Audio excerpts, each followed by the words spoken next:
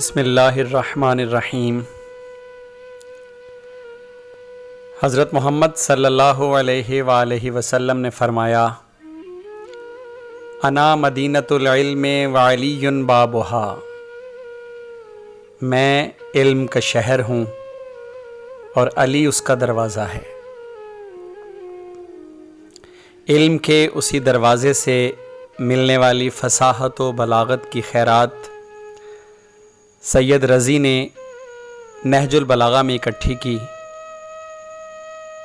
اللہ سبحانہ سید رضی کو اس کا اجر عظیم عطا فرمائے، اور ہم اسی نہج البلاغہ سے حضرت علی علیہ السلام کی چند پر حکمت جملے لے کر آپ کی خدمت میں حاضر ہیں۔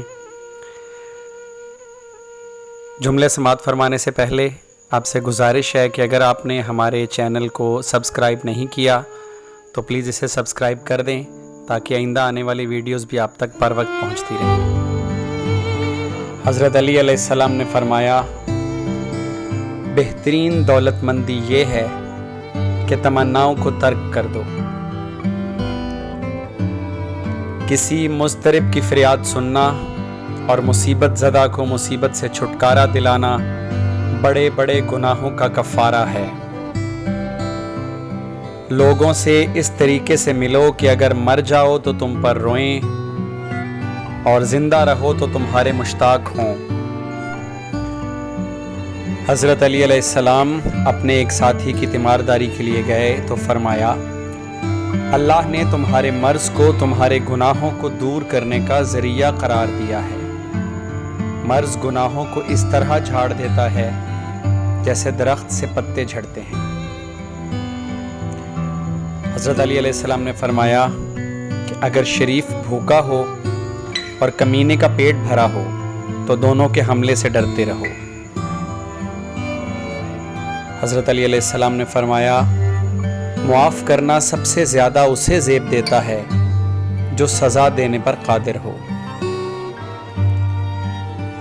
حضرت علی علیہ السلام کا فرمان ہے، زبان ایک ایسا درندہ ہے کہ اگر اسے کھلا چھوڑ دیا جائے تو پھاڑ کھائے۔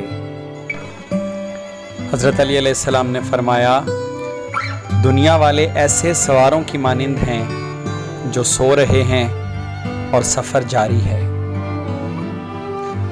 حضرت علی علیہ السلام کا فرمان ہے، دوستوں کو کھو دینا غریب الوطنی ہے۔